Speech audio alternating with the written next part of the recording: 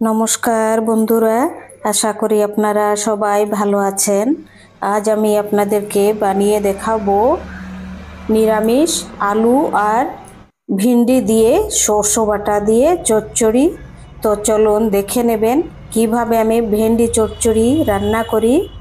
প্রথমে আমি দেখুন একটি আলু আর 250 গ্রাম ভেন্ডি নিয়ে নিয়েছি, একদম ফ্রেশ কচি।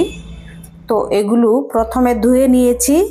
এখন আমি পিস পিস করে নেব, এটি টুকরো টুকরো করে কেটে নেব আলু আর ভেন্ডিগুলো। প্রথমে আমি এখন মশলা আগে প্রথমে বেটে নেব।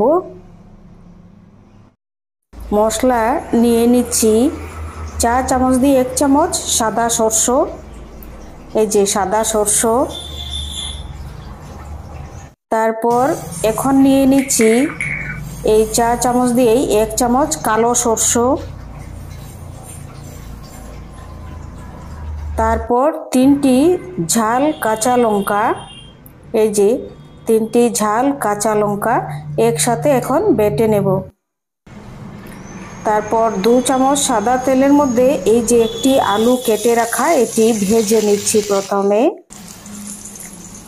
এটির মধ্যে দিয়ে দিচ্ছি 4 ভাগের 1 ভাগ নুন আর 4 ভাগের 1 ভাগ হলুদ। আলু ভাজার মধ্যে এটি ভালো করে ভেজে নিচ্ছি। একটু ভাজা হয়ে গেলে আলুগুলি তুলে নিচ্ছি। এখন ভাজা হয়ে গেছে।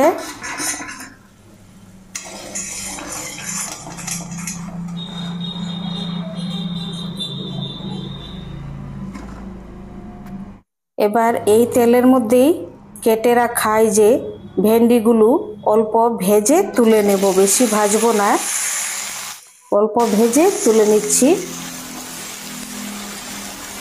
এটির মধ্যে এখন হলুদ নুন দেব না।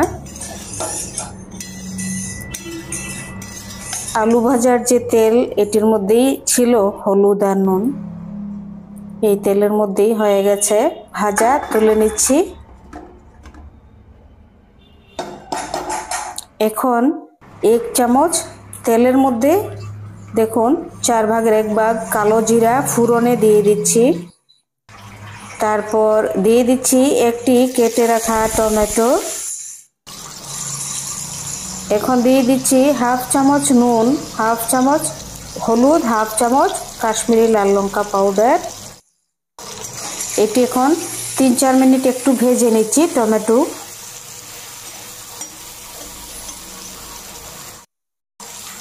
এটি ভাজা হয়েছে। এবার দিয়ে দিচ্ছি বেটে রাখা সরষে আর কাঁচা লঙ্কা। এখন 2-3 মিনিট এটি ভালোভাবে সাকলাবো, এই মশলাটি কষিয়ে নেব ভালোভাবে। মশলা কিছুটা কষানোর পর এবার দিয়ে দিচ্ছি ভেজে রাখা ভেন্ডি আর আলু। দেখুন কত সুন্দর, ভেন্ডিটা একদম কচি। এবার 3-4 মিনিট এটি ঢাকা দিয়ে ভালোভাবে সেদ্ধ করে নেব। এখন আর জল দেব না এটির মধ্যে, এই ভেন্ডির মধ্যে।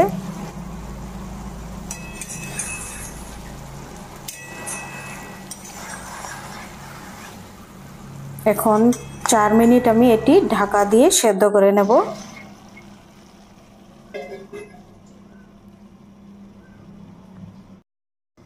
চার মিনিট হয়ে গেছে, দেখুন কত সুন্দর সেদ্ধ হয়ে গেছে। এই চচ্চড়ির মধ্যে আর কিছু দেব না, খুব ভালো লাগবে খেতে নিরামিষ ভেন্ডির চচ্চড়ি। আপনাদের যদি রেসিপিগুলো ভালো লাগে তাহলে সাবস্ক্রাইব করবেন, লাইক করবেন, শেয়ার করবেন, কমেন্ট করে জানাবেন কেমন হয়েছে নিরামিষ ভেন্ডির চচ্চড়ি সরষে বাটা দিয়ে। আপনারা আমাকে সাপোর্ট করবেন, আমি যেন সফল হতে পারি।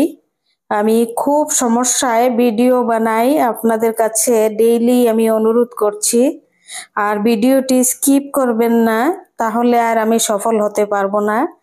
আপনাদের কাছে আমার অনুরোধ, আমার ভিডিও যদি ভালো নাও লাগে তাও আমি সফলের জন্য আপনারা একটু ভিডিও কষ্ট করে দেখে নেবেন, একটু কষ্ট হবে।